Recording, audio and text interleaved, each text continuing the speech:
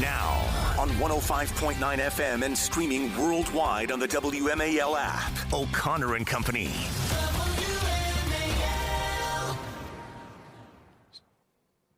It is 7:06 on this Friday in your nation's capital. You've made it to the end of a volatile week, and we've emerged with smiles on our faces. That's the best you can hope for these days going into the weekend.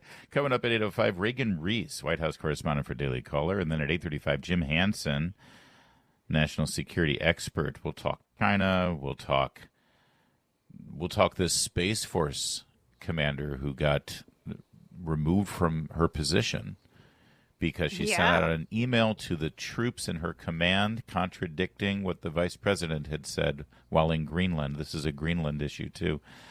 We'll get into all of that. It's Larry O'Connor with Patrice Onwuka. Good morning, Patrice. Good morning. Happy Friday, everybody.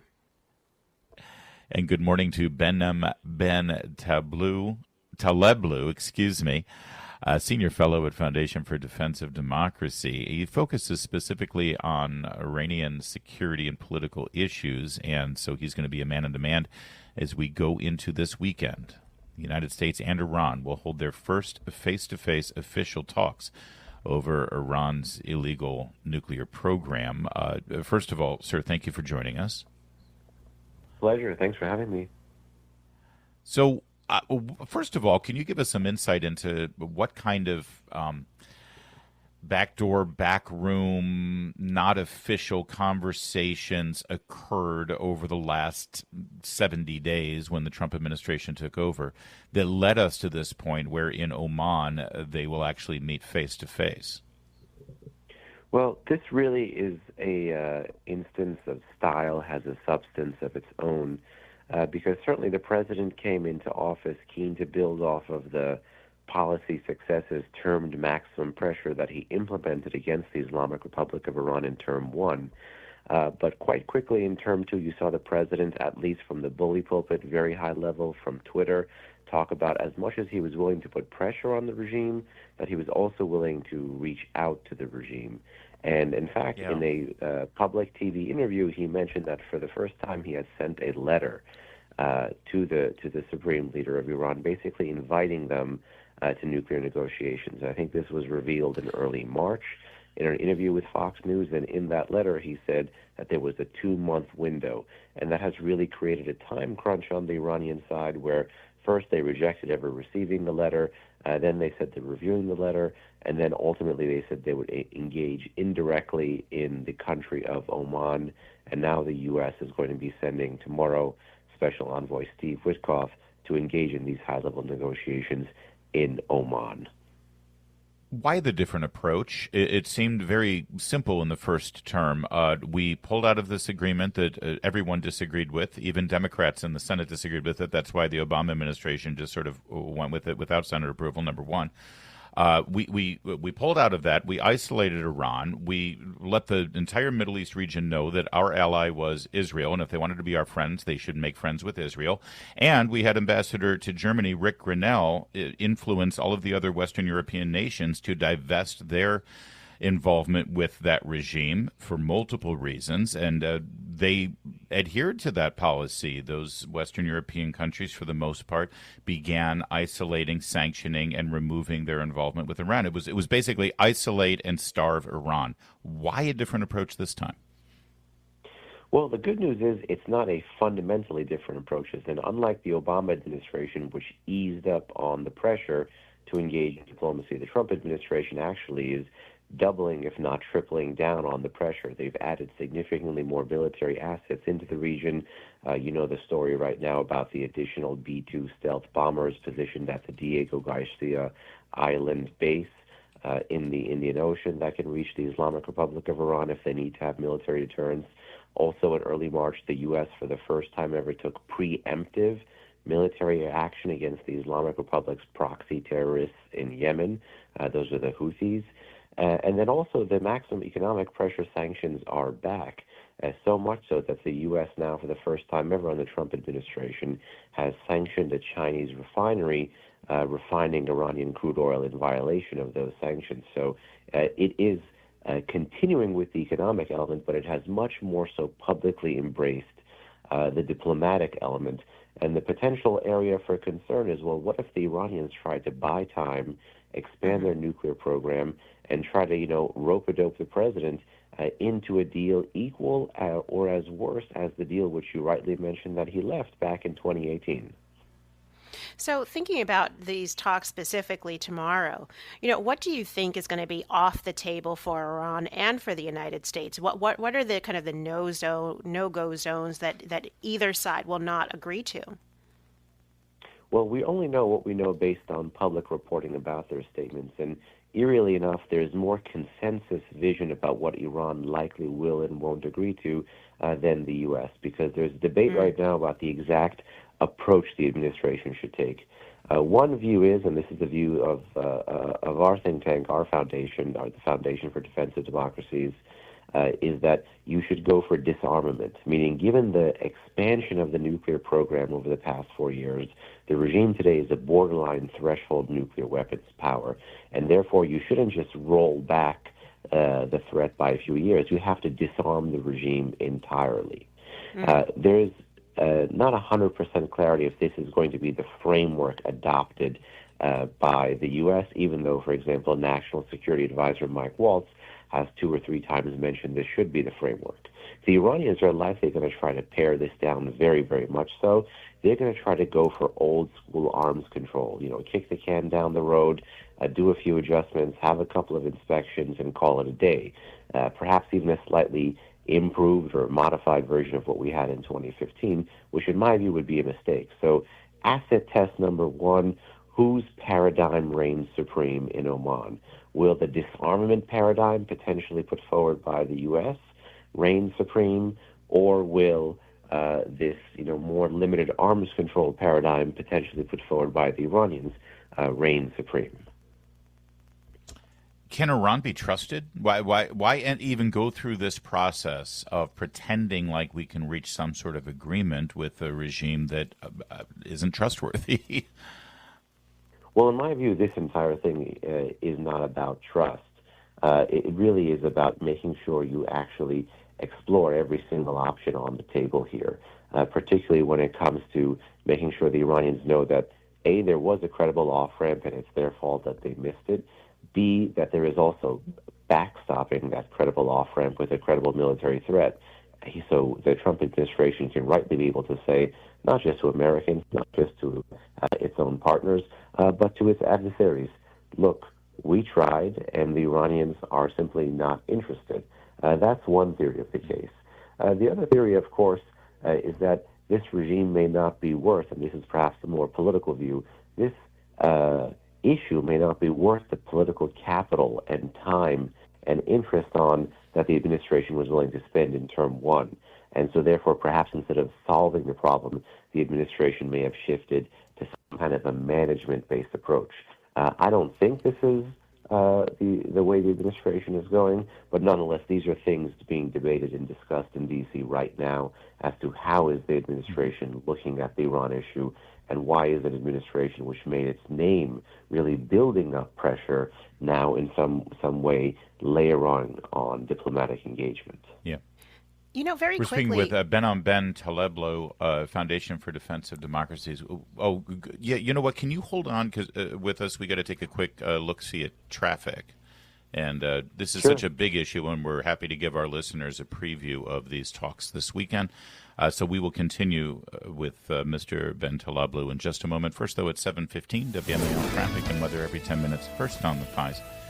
WMAL, making sense of the news. Live from the Home Paramount Pest Control Studios. Home Paramount, the leader in pest control since 1939. News and weather are brought to you by WEPA. The 2025 Senior PGA Championship returns to D.C. Visit srpga.com. When the United States goes to Oman this weekend to sit with their first direct nuclear negotiations with Iran under a Trump presidency, they'll be pushing for a full dismantlement of Iran's plutonium production and uranium enrichment programs. We'll see what ends up happening with these negotiations. I think we can bet on one thing. There will not be a pallet of billions of dollars of cash being delivered to Iran, that's for sure. Go ahead, Patrice. A question about some of the Iran's other activities that we obviously are really concerned about. They support the Houthis, they support Hezbollah and other terrorist activities in the Middle East. I'm sure it's not going to come up in direct talks, but is this kind of in the background of the discussions, in the back of our minds going into these discussions about maybe possible some way to address Iran's engagement in terrorism? Well, it's an interesting question because it's been reported that in the letter that the president sent the Iranians, that there was also a request to get them to stop funding, training, equipping, arming some of these militias and terror groups in the region. And earlier in February, when the president signed National Security Presidential Memorandum Number 2, quite literally bringing back those maximum pressure sanctions, a significant portion of that memo actually dealt with the regime's kind of transnational terror apparatus. But here's one word of caution from someone who's been looking at the Iran issue for a while now, which is 2025 is not 2015. I think many were correct to critique the 2015 deal for not addressing the regional issues.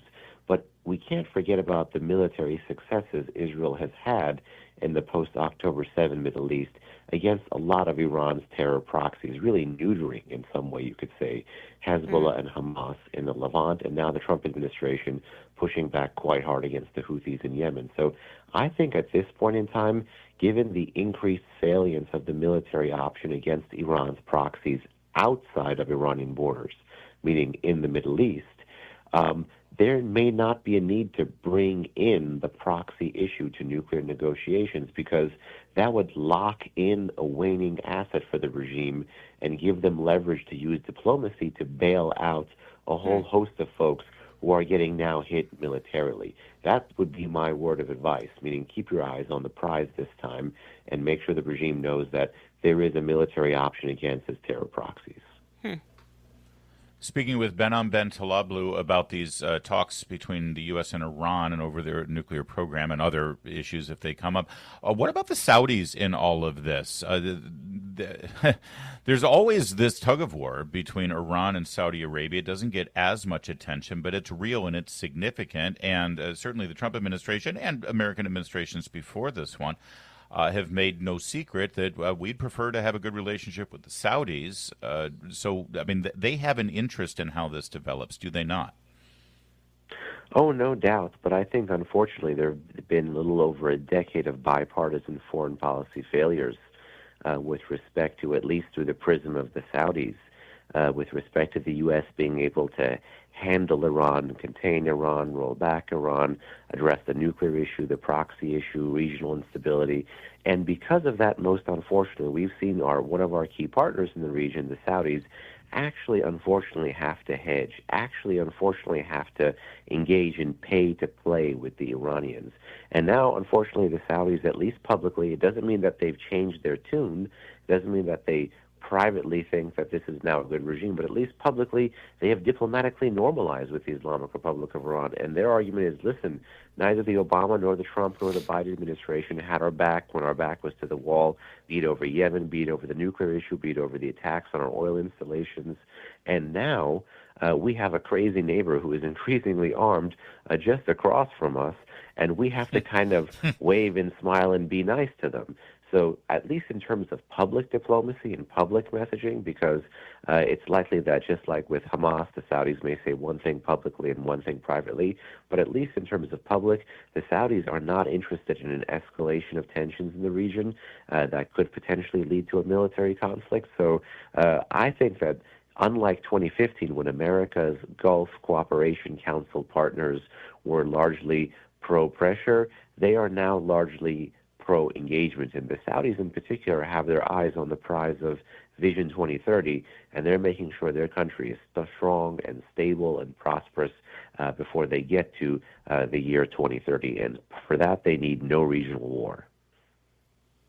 Interesting. Yeah. And I thought I had crazy neighbors. I mean, they don't have ICBMs, so there is that one silver lining. Only 30 seconds left here, sir, but what are you looking for at the end of these conversations? What are you going to have a keen eye for in terms of what statements are made or what you might hear from the negotiators? Well, I am looking for, will they even make a joint statement? Will they put out a joint press release? The second is, what eventually will be proven to be the style of these negotiations? Are they separate? Are they mediated? Will they begin indirect and then end direct? There's a whole host of questions about the style and the format here. And then the third is, well, what is the actual content? Is this disarmament? Is this arms control? Is this going to be just like 2012 and 2013 with the Obama administration, where there was an interim deal? There was just an Axios story just recently hinting that the Iranians may be offering an interim deal or a pausing proposal to test the Trump administration's willingness to continue to talk over time. So a lot will be clarified after Saturday, but all eyes are going to be on Saturday. Well, one of our goals is to make sure that our listeners are a little smarter after listening to us each morning, and you've helped us in that endeavor for sure on this very important development in the Middle East. Thank you so much. Behnam Ben Taleblu, Foundation for Defense of Democracies. Thank you, sir. Thanks for joining us. Appreciate it. Thank you. It is 7:23. Now on 105.9 FM and streaming worldwide on the WMAL app. O'Connor and Company. It's 7:37. O'Connor and Company, thanks for tuning in. Coming up at 8:05, Reagan Reese, White House correspondent for the Daily Caller. And then at 8:35, good old Uncle Jim Hansen, will join us. He served as a U.S. Army Special Forces dude. And now he's got some thoughts about China and other issues going on in the national security world. One that we're going to get to right now. It's Larry O'Connor with Patrice Onwuka. Good morning, Patrice. Good morning. Happy Friday, everybody. So late last night, Patrice, announcement was made from the Pentagon, Sean Parnell, the spokesperson there, that Colonel Susanna Myers, the commanding officer of the Space Force Pituffik base in Greenland, was removed from command. Yeah. Now, this was executed late into the evening, and the only statement was that actions to undermine the chain of command or to subvert President Trump's agenda will not be tolerated at the Department of Defense, and that was it. Now, as this story developed overnight, it appears that the colonel issued an email for all Space Force personnel at this base in Greenland in reaction to Vice President J.D. Vance's recent visit. Now, when J.D. Vance was there, he spoke about Greenland, obviously, and the United States' interest in providing a broader security footprint there. For the Greenland people. We expressed interest in Greenland's autonomy from Denmark, the colonizers of the Greenland territory, and expressed interest in doing a better job of protecting the people of Greenland from threats like Russia and China than he believes the government of Denmark has been able to provide. So in some way, this email that Colonel Myers delivered is seen as a direct response to that. Let me read part of it. She wrote that she spent the weekend thinking about Friday's visit, the actions taken, the words spoken, and how it must have affected each of you. Oh, it's all about the feels. I do not presume to understand current politics. Well, that's good. But what I do know, she should have left it at that. I do not presume to understand current politics, period. Instead, she throws a but in there.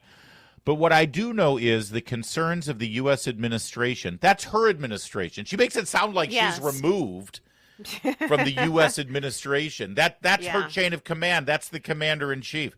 The concerns of the U.S. administration discussed by Vice President Vance on Friday are not reflective of Pituffik Space Base. I'm sorry, is she autonomous from the chain of command in the United States military? What? She goes on to say, I commit that for as long as I am lucky enough to lead this base, all of our flags will fly proudly together, assuming she means the U.S. flag, the Denmark flag, and the Greenland flag, although, I don't know, maybe she meant the trans flag. Who knows? She's been removed from command, and it seems like the appropriate position. I don't know what she was thinking writing such a thing. So from what I understand, Colonel Susan Myers, she assumed the leadership role or command sometime last year, I believe July of last year. So under the Biden administration.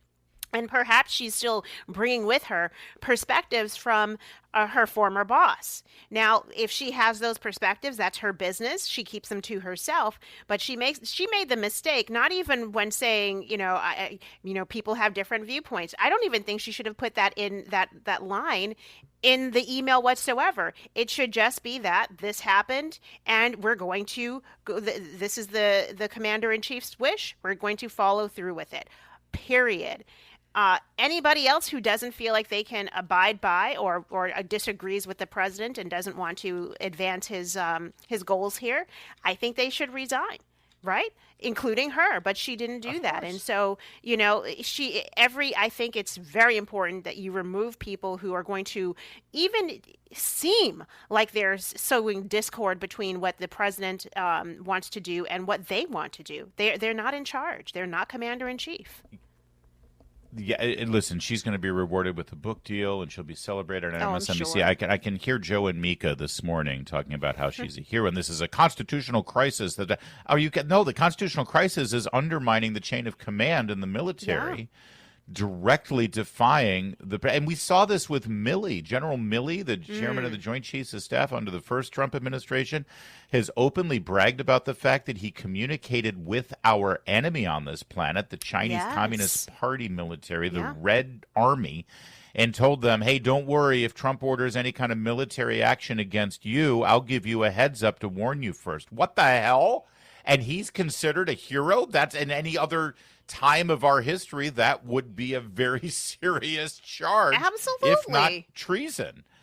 And also, by the way, as everyone's wringing their hands over Trump or the Department of Defense, to be more specific, relieving this woman of command, please remember that General Stanley McChrystal was relieved of command in 2010 under President Barack Obama, and his big offense was making jokes about Joe Biden's intelligence, which I think is an appropriate thing for an Army general to say. But was he? He was Army, wasn't he, or was he Air Force?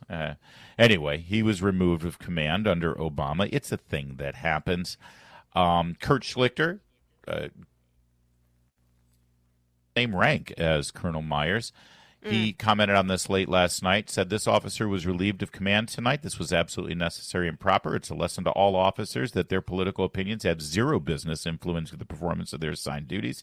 It would have never occurred to me or my peers to do something like this, and we served under presidents who we did not appreciate politically, but we served a higher duty, the United States of America. Thank goodness we have a commander-in-chief and officers appointed below him who recognize their duty and will enforce standards. Unbelievable.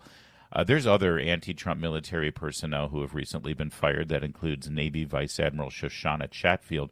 She refused to put up the picture of the president and the Secretary of Defense at NATO headquarters. Oh, goodness. She also had an all-hands meeting where she told her staff that we will wait them out for 4 years. Wow. This needs to be fixed. We knew this was happening. It needs to be fixed. It's being fixed. Coming up at 8:35, we're going to run all this by Jim Hansen, who I'm sure has strong feelings about it as well. More to come here on O'Connor and Company at 7:44. WMAL's Vince Colonnese, weekdays at noon on 105.9 WMAL, making sense of the news. We love us some Selena Zito. You know, she is that reporter with the Washington Examiner. She lives in the Pittsburgh area and covers that whole region there, unlike any other national political reporter, from Wisconsin all the way to the central Pennsylvania. And she happened to be in Butler, Pennsylvania, the day of the assassination attempt on July 13th of last year. She has now written a book about it. It's called Butler, The Untold Story of the Near Assassination of Donald Trump and the Fight for America's Heartland. Looking forward to that book, and we will certainly have Selena Zito on to talk about it. She was on Glenn Beck yesterday for a little preview of it. Here, let's start with Cut 20. Glenn Beck talking about that incredible moment from last year's political campaign. Privately, what was going through your head? And he said, honestly, Glenn, this is pathetic. It looks weak. Get up. You're not afraid. Get up. Get up. Yeah. And then Celino sort of pulls on that thread and said, yeah, that matches with my private exclusive conversations with the president for this book. And listen to her firsthand account. 'Cause not only she was there, one of the White House staffers, I think it was a staffer, not a Secret Service agent, actually laid down on top of Selena Zito to keep her out of the line of fire. Really a compelling story. Remember, we had Selena on to talk about it, but here she tells her version of this. I could see him. He says USA twice. He's still on the ground. And then I see him turn and get up and say, fight, fight, fight. Wow. And so we talked about that. And I said, why? And like you did. And he said, well, Selena, at that moment, I wasn't Donald Trump. I was symbolic, even though I wasn't president yet, again. I had once been president. I had an obligation to show that the country is strong, that we will not be defeated, and that we are resolute. I did not want to be the symbol of America being weak. Jeez. Wow. You know, it's so good. And I can't wait for this book from Selena. I can't wait to talk to her about it. It's shocking to me. It's not shocking.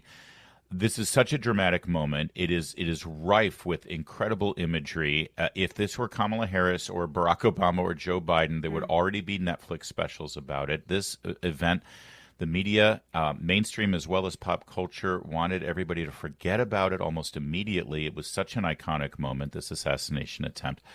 And one other thing here that I want to, when he says, I got to show strength. Remember during the pandemic, well, why won't Trump be shown publicly wearing a mask? Why won't Trump take a knee for BLM like Joe Biden does? Trump understands the imagery of the presidency. And when you're seen wearing a mask, you look like you're afraid. You look like you're, the most important thing is to protect yourself instead of leading a nation. He embraces this role as president. Imagery is so important. It sends messages 10,000 times louder than words. And this is a perfect example of that. It was chilling to hear them both describe, especially her to describe what was going through his mind, in his words, what he said. And it reminds me that his generation, but really specifically President Trump, is a unique man. There is no way, there is no getting around that. To have the presence of mind to worry more about the country than about his own personal safety at that moment says a lot about him as his character. And it's sad because I had friends who said, oh, this was so staged. He just happens to get up and fist pumps and fight, fight, fight. And that was the prevailing narrative that the first few hours. Oh, this was just a staged thing. No, this is because we haven't seen this level of courage and self-sacrifice and putting yourself out there on the line for something greater than you in generations. We haven't seen that kind of leadership. And I think that's why people didn't believe it, but we're seeing it now for ourselves. Can't wait for the book, 7:53.